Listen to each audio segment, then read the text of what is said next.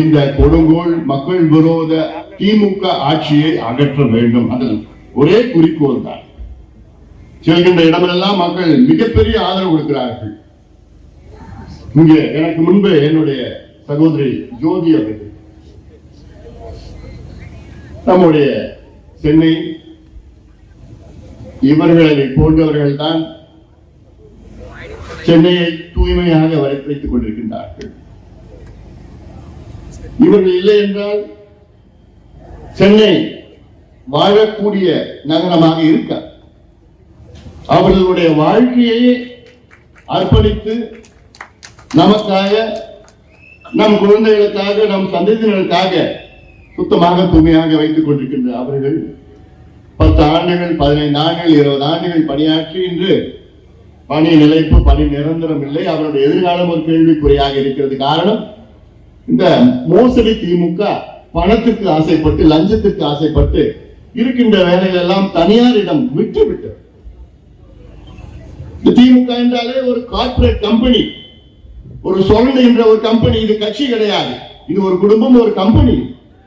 இந்த கம்பெனி தமிழ்நாட்டில் உள்ள அத்துணை உரிமைகளையும் தாரவாத்து பெரிய பெரிய முதலாளியிடம் ஒப்படைத்து விற்று கொண்டிருக்கிறது. அதற்கு ஒரு உதாரணம் சென்னை சுற்றி இருக்கின்ற அவுட்டர் ரிங் ரோடு.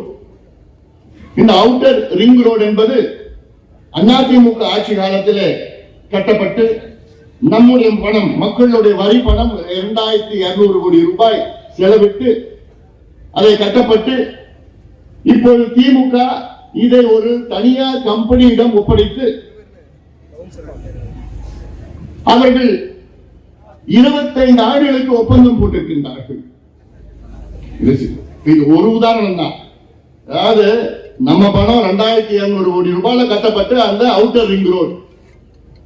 இதுல நியாயமா என்ன செய்யணும்னா, அதை கட்டணம் இல்லாத டோல் ஃப்ரீ சாலையாக மாற்ற வேண்டும். இதுதான் நியாயமானது.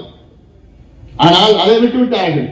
ஒரு தனியார் கம்பெனிக்கு 25 ஆண்டுகள் அதற்கு குத்தகை கொடுத்து நான் கணக்கு போட்டேன். இன்னைக்கு ஒரு நாளைக்கு எவ்வளவு வாகனங்கள் போகிறது, ஓராண்டுக்கு இன்றைக்கு எவ்வளவு வருமானம், இன்னைக்கு ஓராண்டுக்கு 350 கோடி வருமானம்.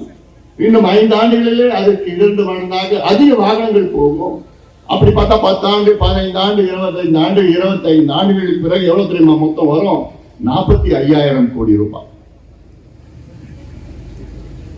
கட்டினது 2200 நம்ம பணத்துல. அந்த கம்பெனிக்கு போறது 45,000 கோடி ரூபாய் 25 ஆண்டுகள்ல போகுது.